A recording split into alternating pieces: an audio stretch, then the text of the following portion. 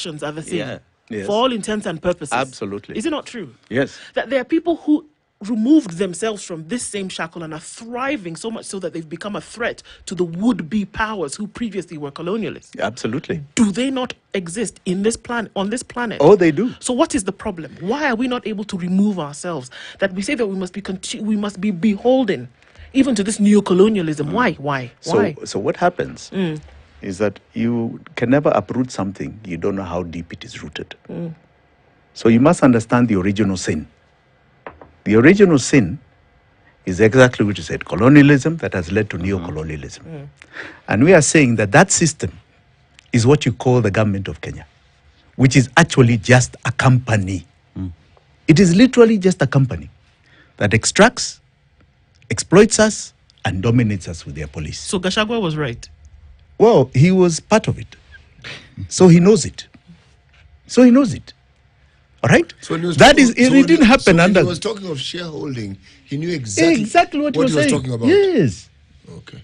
When you get Wagogo, and I said this the last time, when you have your tribal chieftains, right, which was instituted by the same colonialists, they go to the table, they say, I am representing my community. So the community is happy, divide and rule, and you come and you're given a slice of the cake. Right? In terms of seats or favor, even personal. And the company moves on.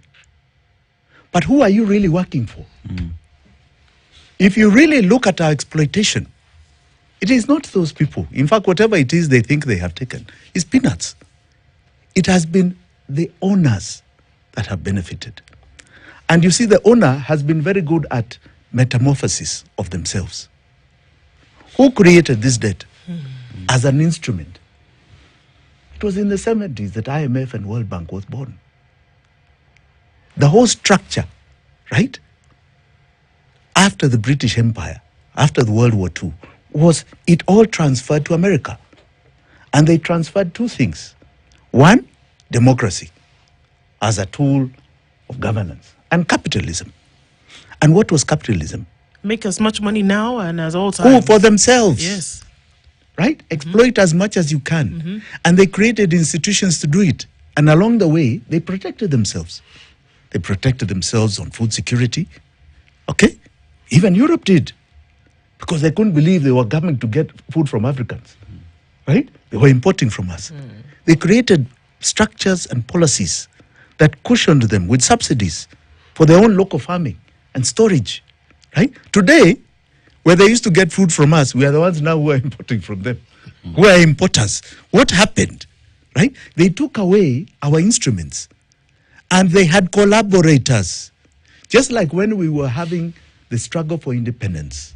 You had collaborators. They were called home guards. And so anybody who tells you a revolution should be stopped. I can hear some people come to this show and they tell you, oh, Gen Z, they were doing a revolution. We don't know what would have come out. Maybe the military would have come. Oh, it's unconstitutional. Something should... It's not different to how the home guards used to talk. So we proliferate that in the 50s. We proliferate that whereby they used to get food from here. We started getting food from there. Yes. So much so now that we actually now even start to borrow money. We never used to have debt. We borrow the money that they were able to make from the proceeds of the things that they got from here in the first place. And for some reason, we can't see that. So now we're in debt. If we look at, and it's not just Kenya, by the way. Yes. If we look across the African continent, so Kenya is $84 billion in debt. $84 billion in debt. We have no debt in this country. Nigeria is $184 billion in debt. Yes. I think the entire French Francophone part, if you look at it, their debt combined is about $300 billion. Yes. If we look at the southern part of the country and we combine the southern African states together, we're looking at about $1 trillion. I mean, for goodness sake. Yes. The entire African continent, if you want to look at it, is in debt to the folks who used to come here and take the resources and went and enrich themselves, and then they make profit from it, and then they... Imperial British East Africa Company, which became the Kenya government, was also in debt. They built the railway it was money to extract and exploit, and they were in debt. It was money which was borrowed. It was money that was borrowed, and they couldn't pay it back. Yeah. Right? So where did we learn this? Here we are again, we build another railway. that has got no benefit to us. In fact, it takes about 60 billion in operations every year. Why? 60 billion. It's uneconomical. 60 billion shillings is used for maintenance and running costs between Mombasa and yes, running costs. Wait, you know, you literally yes. This is documented. Yes, the Kenya government is spending 60 billion shillings every year. It is uneconomical. It is not a viable project. I actually don't understand this. Roads are repaired. Okay? People run on it, you see potholes. Railway lines don't have potholes. No, I'm being simplistic deliberately. I get it. But you have a locomotive that's moving. I understand. That needs pads. Yes, even that I understand. At 60 billion. Yes. Let me go to the beginning. Were these locomotives new? And who is running it? No. Were they new? Oh, that's a good question. I think you better ask the purchaser. Because when it is new, there are certain guarantees you should that ask come the purchaser with a new product. Yes. So you are maintenance free. They were new to us. And take note, in that you have a company that is running it. Yeah. That has now switched to Kenya Railways, so-called. Yes, I understand. But that cost is still there. You see, why I'm being simplistic about this is for a very simple reason.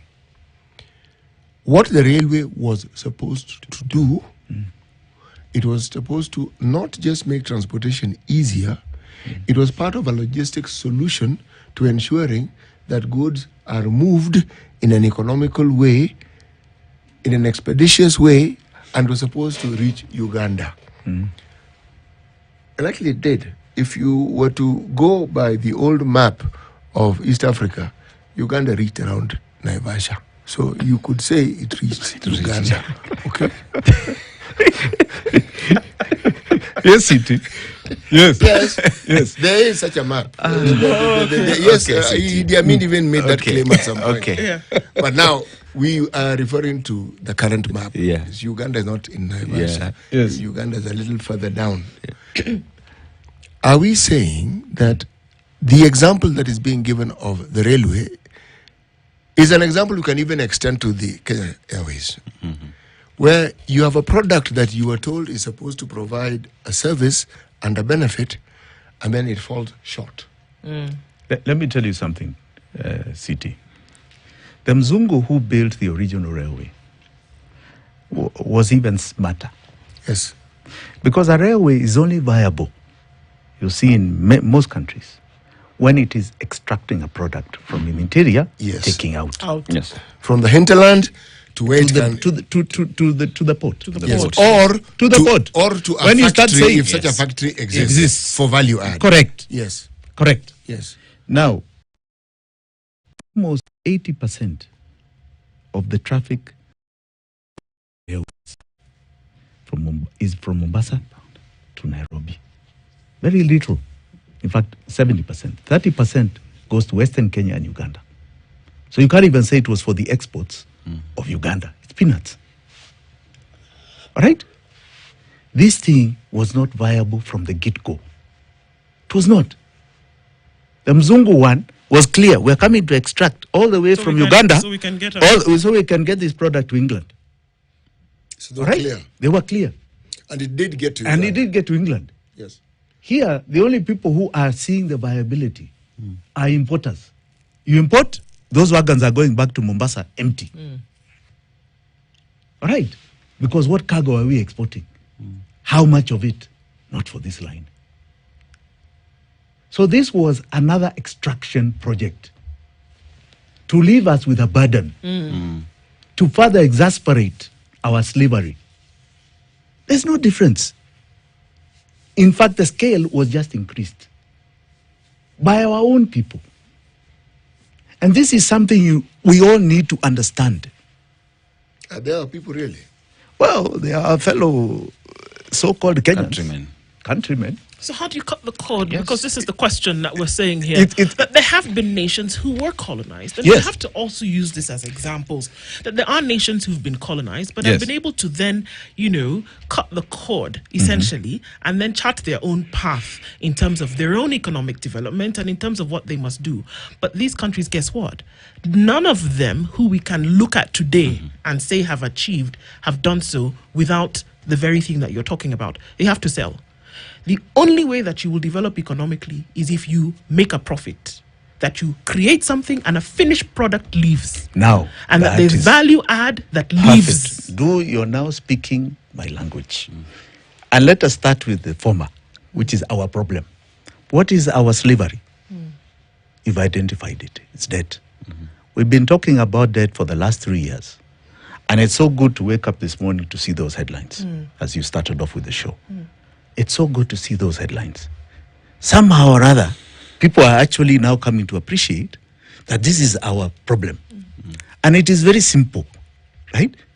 Because this debt, right? And I can tell you here, and I've said it here for the last 3 years, you were the first ones to host me.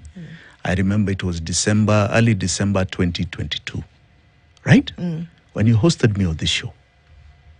And I said, we have no debt in this country.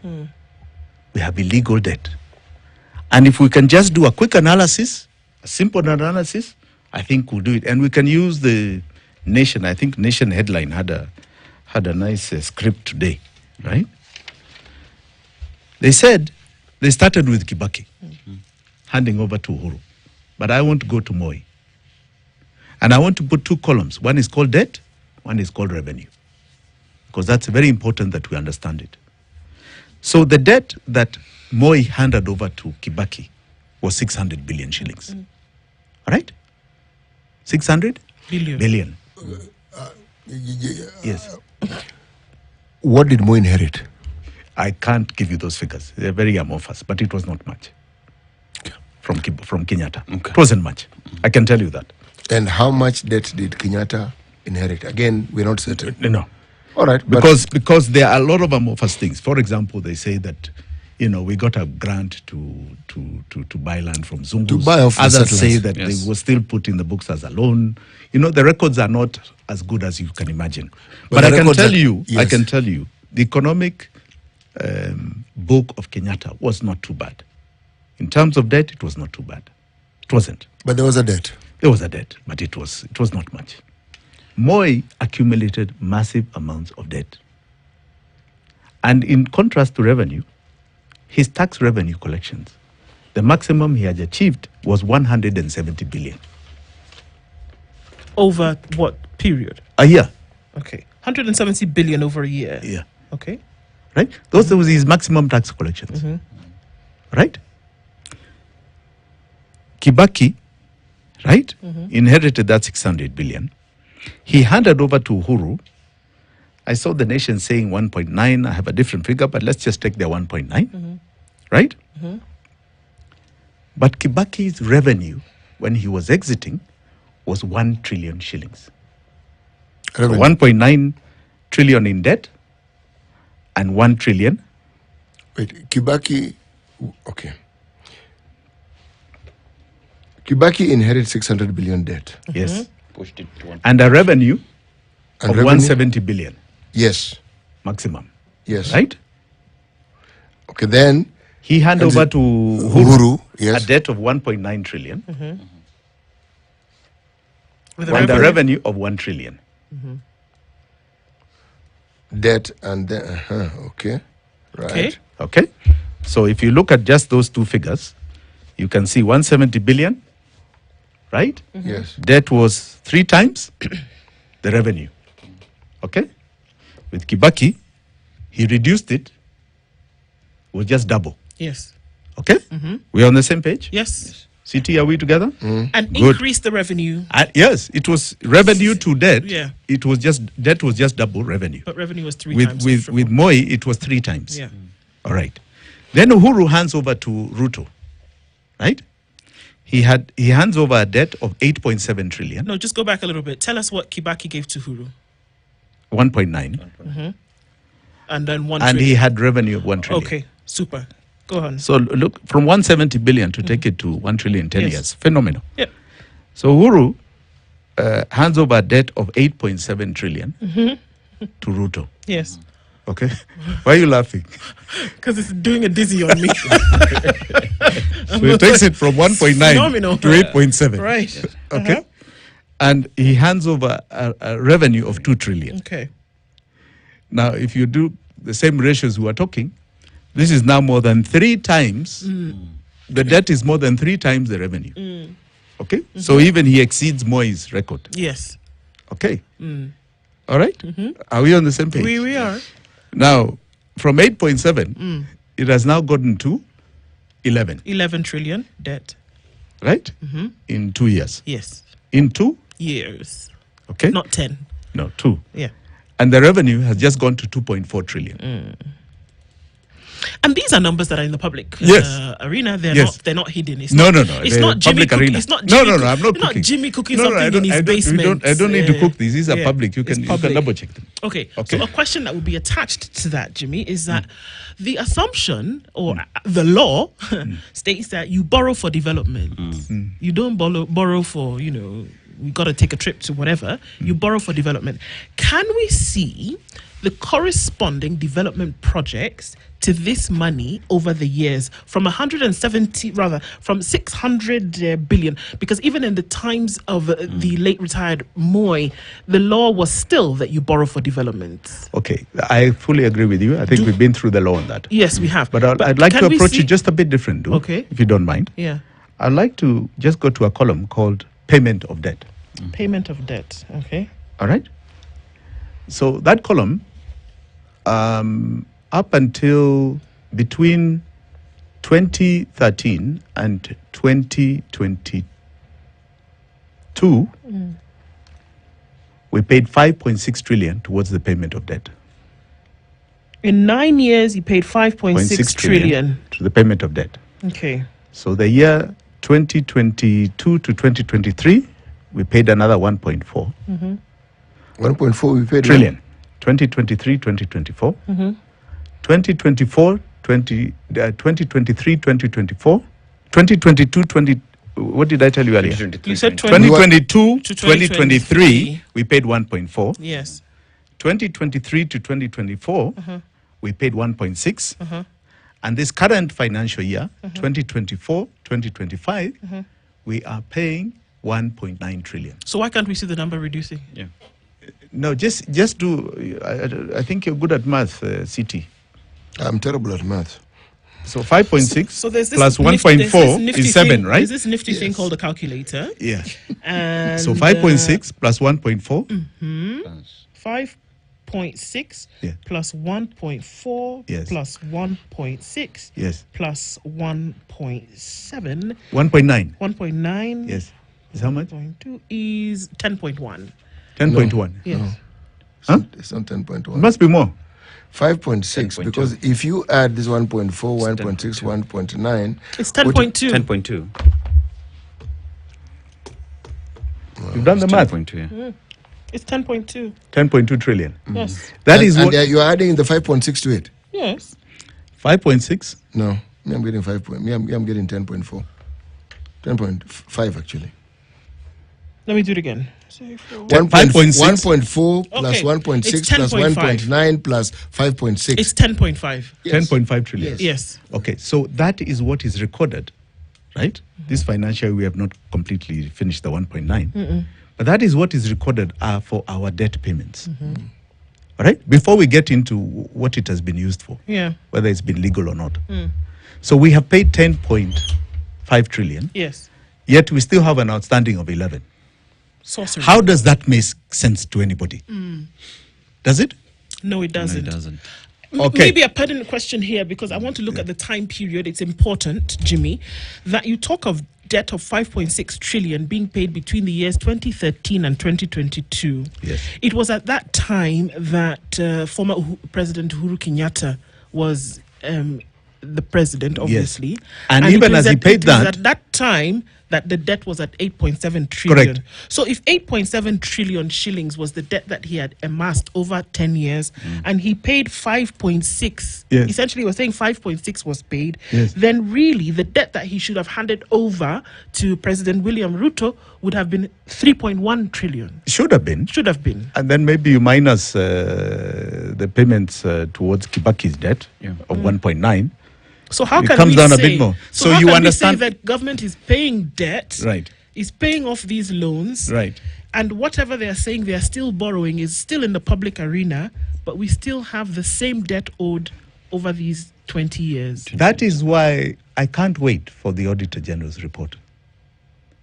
I don't know why they haven't called us, because we bothered to do a proper forensic audit on that debt. They should have called us. Would have handed over to them Your Your numbers. our Yes. findings. Yes. But, Right? And I'm sure it would have hastened, because we just taken it from their books. And we used a very bright man who has been, who headed the team called Bernard Mushere, who has worked as an internal auditor of government for 40 years. so he So knows. he knows his stuff. Okay? He had a wonderful team, and in 2022, he came out with these numbers. And you see, that forensic audit was based on primarily this, that look at the numbers and compare it with the law, which is what Ndu is asking. Was it taken for development? And the numbers are in government books, Yes. and these are in the public domain. In public domain. Yes. So there was this magic that the interest rate did on the Kenya shilling. isn't Really? it? So I mean, we can't understand it. go with the girl now. So in January especially, so Yes. we came off of 2022 with some ridiculous numbers in terms of what the doozy that the dollar was doing on the Kenya shilling, and we're at 160 at some point. And so that meant that if you owed any money, that the interest shot up easily. If you borrow $1 million, you're paying the same in interest, essentially. So would this not have contributed to the amounts of money that was being paid? That's why your principal still remains the same if you're paying so much on interest? Just call it wood economics. Because really, I mean, if you believe anything you're actually seeing from the Treasury today or from the central bank, I think you'll be scratching your head. Yes. You see, it's basically this. Yeah? What we have in public domain is contrary to what is actually done by the Treasury, so-called by the private company. All right? So in the year, for example, just to throw a figure, Ruto's first budget, okay? Because you asked a pertinent question about legal debt. Right. In Ruto's first budget, right, 2023-2024 was his first budget, right? If you look at the books submitted, which are the budget books, because you must get approval of any borrowings through the budget, right? Foreign and external loans is the only column for borrowing in the revenue estimates, right? There were 313 billion. 13 billion. The following month, in what is called the statement of actuals and estimates, gazetted by the Treasury, all right? They put foreign loans at 700 billion, and they put domestic debt at 1 trillion. Yes. So where is that past? Where is it past? So this is in plain sight. You all see it every month. Why don't you question it? If you look at last month's figures, you'll ask the same questions. Where are these budget figures? Are we even operating a budget? What they passed was a supplementary budget. It's not a budget. Remember when the finance bill got thrown out? Yes. Yeah. They literally cancelled the budget and they passed a supplementary budget. The supplementary budget is not a budget of Kenya. It isn't. It isn't. We're going to the top It of is- the hour. Jimmy stays on. We're going to continue having this conversation, because then the question is, so then we're dealing with all these crazy numbers, and then what's next? Because we need to connect it to then the kind of governance that you have. 2027 is knocking on the door already. Yes. And questions are being asked. We'll continue with this conversation moving forward. Good morning. It's 9 a.m.